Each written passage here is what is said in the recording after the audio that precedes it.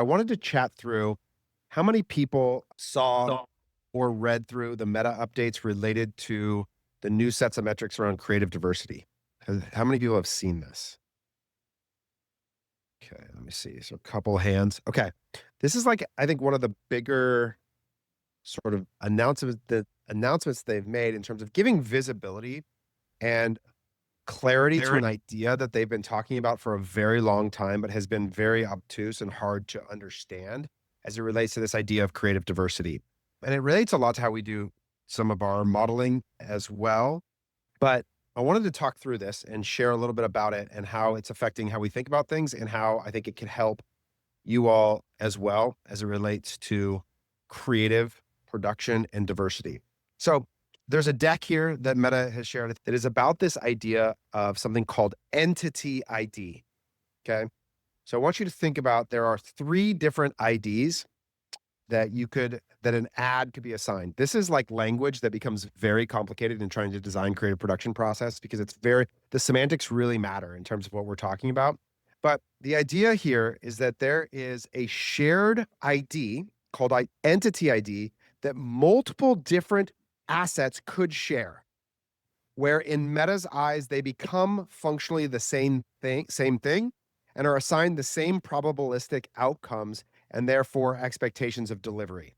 So I'm going to read through a few of these slides. I'm not going to go through all of them, but and then I'm going to talk about how it impacts a little bit of the modeling and work that we're doing. So entity ID refers to an identifier in Meta's ad system used to create groups of creative learnings and performance from ad creatives. Think of entity ID like a fingerprint. When our system views an ad, an image/video is the same or similar to another ad, it consolidates learnings for multiple ads into one entity ID or fingerprint, regardless of what campaigns or ad set the creative is in.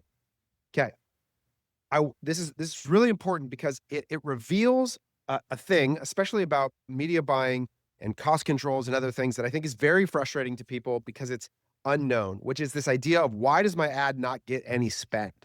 And how could Meta possibly know the potential performance of the ad without spending money on it? And this is one of the reasons, is because in Meta's identity of the ad, it is consolidating the learnings from other similar ads and applying it to the same file. So even though they are different, the historical learnings from other ads are applied. And so the probabilistic outcome is assigned to that asset, whether it has spend or not. Okay, so this is really important. So ad and creative ID is a unique ID assigned when you build out an ad in Ads Manager. Even if you duplicate an ad, it will have its own creative ID, but likely have the same entity ID. And so this is really important. They give some examples of how broadly this could potentially be applied. So this is an example where the same two different creative IDs, two different ads with literally different copy on them would be assigned the same entity ID, even if the difference is a completely separate offer, right? So in this case, you see an example where it's Shop Now and a promotional offer. And it says that in Ads Manager, these two ads will have different creative IDs. However, on the back end, they will have the same entity ID, even though they have unique messaging because the imagery is identical. So this like sort of headline specific iteration on creative is not a useful exercise in attempting to create diversification in terms of ad expectation or performance. Now, this is where I think it gets even more interesting, is that the messaging one with the same visual ad feels like, okay, I understand that. That's fairly obvious. But this example, I think, is where this gets really challenging and more complicated, which is that these images are clearly distinct.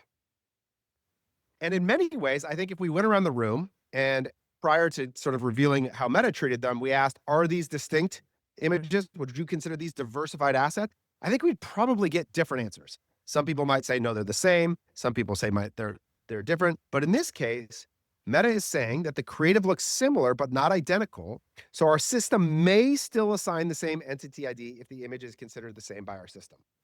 So again, this is sort of this black box premise of what the system, right, identifies as similar. But even in this case, this is like white shadows, different products entirely, shot at different angles, and yet we're being told that they could have the same entity ID. Now, here they're giving a very distinct difference. It says in the Ads Manager, these two ads will have different creative ideas. In this example, the creative is different: image versus video format, product shot flat lay versus human wearing, etc. So our system would assign these creatives different entity IDs.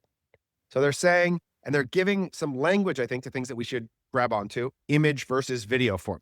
Okay, those are distinctions. Product shot versus on human. Okay, the system doesn't seem, again, they're not giving us specific frameworks, but they're giving us indications of things that would generate different entity IDs. So why does this matter? Again, this goes back to this idea of how we create diversification and even scaling potential across different ad formats, especially in systems where maybe there's cross controls involved. It says, similar to seedlings, if a creative is assigned a new entity ID, it will start fresh in terms of learning and audience delivery. So both that no historical learning and the audience that it gets tested in will be net new. This is why true creative diversification compared to small creative tweaks is necessary for scaling creatives to new audience.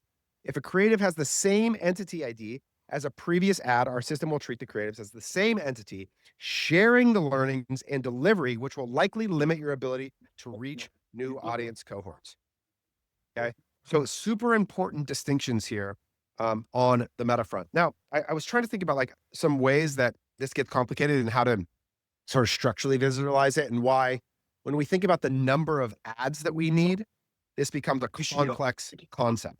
So imagine entity ID. Whoops, sorry, let me go back. An entity ID could capture different creative IDs. Think of that as the example I'm trying to illustrate here is multiple file types. So this goes back to that example where there's images that are similar, but not the same file. So under the same entity ID, there could be separate files. You uploaded two distinct images, but they get grouped as the same entity ID. Then imagine you take those individual creative IDs, those separate files, and you put them into multiple ad campaigns. So it's literally the same ad, but now we've duplicated the exact same ads into separate ad IDs, right? So in our mind, we would go, oh, if we look at how many ads are live in the ad account, we go, oh, there's 9 different ads live in the ad account. But as far as Meta is concerned, it's 1. And so when we think about how do we get to creative diversification, or how many ads do we need to make, it really has to exist at the entity ID level. Now, the problem is that that's not exposed currently.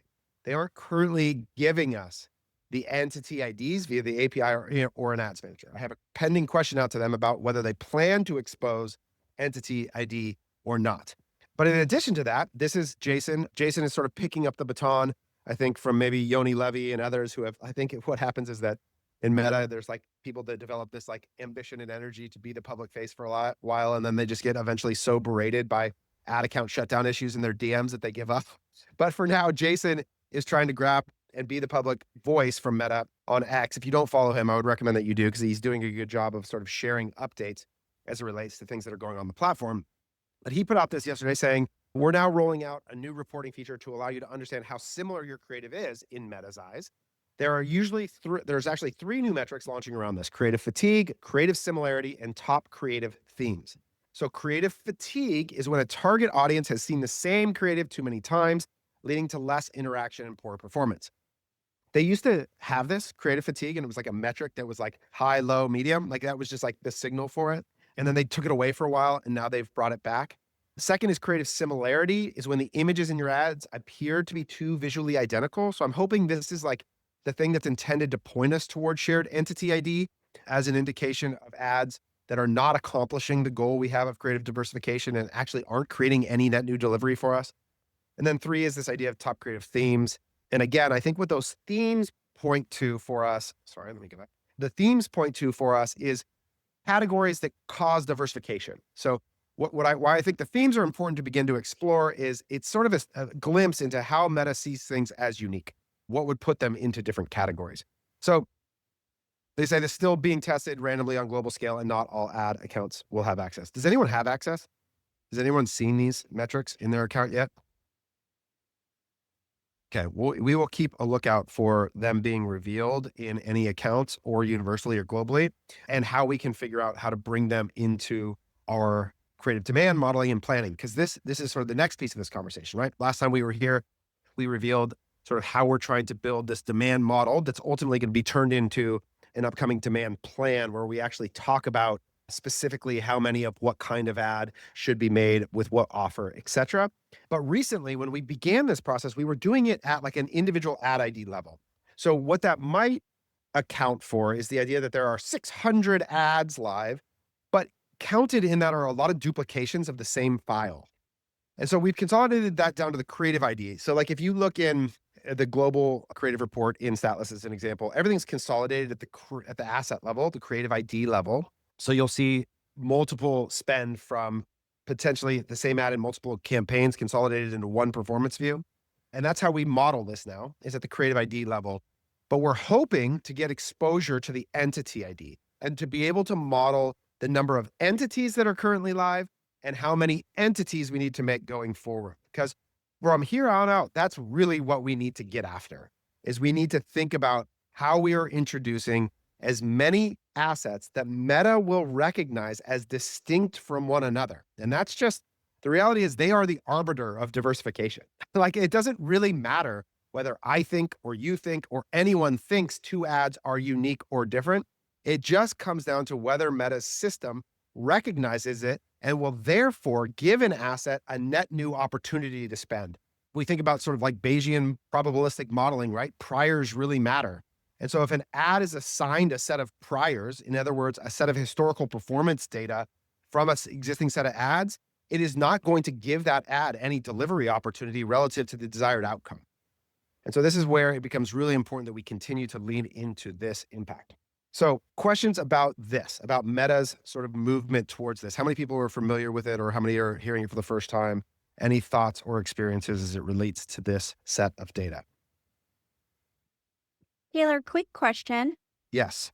You've used the ad before, say, in a past season and it performed well, and then you put it back in this season. How does that affect this data? That's a great question. I don't know that there's any specific life cycle to the information such that it would suddenly be treated net new. So I don't know the answer for sure. I can clarify that. It's a great question. I will follow up and ask, but my assumption would be that it would still contain the historical learnings over time and would not be therefore treated as like an exploratory net new seedling as they're using in this example.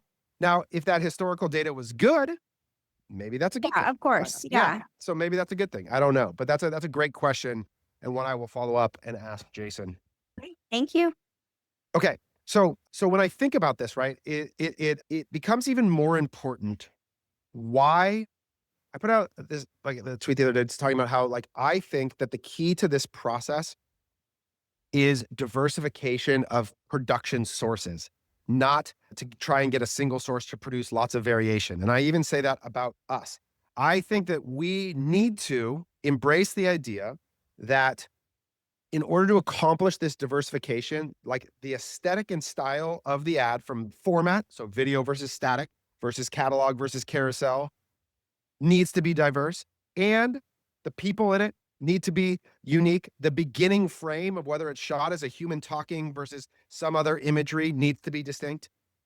And I think that this is one of those challenges where, in particular for, I'm going to use you as an example, branded sunglass ads are like, to me, static images, the exact kind of thing that could all get lumped into one entity ID. Where it's like, if you have a specific photography styling, it's almost like this fights the idea of brand consistency, right? Where if you have a specific style of photography that you use for your product images all the time, I think there's a high risk that that gets categorized as a similar entity ID and limits exploration. And so as we think about this, I think this is a challenge to a lot of an imagination of brand standards within the context of a diversification-driven world, which is to say, what does it mean to create unique distinction between assets, but have a commonality or common thread, to borrow a pun, that ties them all together and keeps some cohesion for you? It's a challenge. I think it's a real challenge. And it's why I think that like at least one of the sources that helps to break that out is creator content, is to say, okay, we as the brand have a mechanism for producing video and photography that is consistent and is actually bound by a set of similar attributes. Like if you think about what the way most brands produce content, it's like, here's a set of constraints, only operate within the set of constraints. That's like what most brand style guides govern. and they are intended to create similarity. It's the goal, right? And that's not a bad thing in most places. It creates sort of a unified understanding of brand and the visuals consumers can identify with, et cetera, et cetera. But if that's the only way we're able to communicate in this medium, we're going to struggle. And so we see repeatedly, like here's a couple of examples where we've seen creator content start to become 85 to 50+% of all of the content spend because you are literally going to distinct people and asking them to express themselves individually and uniquely. It's sort of the opposite mechanism of a brand standard photography style shoot, which is intended to produce consistency versus give a bunch of random people your product and say, talk about it in the way that you are comfortable with.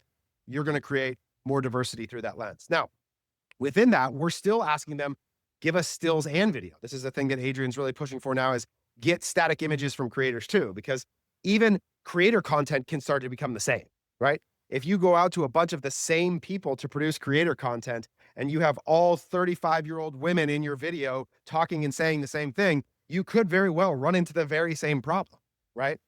So I think that the challenge is for us to put up the ads and open our libraries of the creative reports and go, okay, can we see and present that visual diversification? So with that said, we are in the last stages of if we want this content for Q4, we got to do it now because the sourcing takes time. So we have only 2 more weeks before we can't source any more creator content and ensure that it's here before Black Friday, Cyber Monday.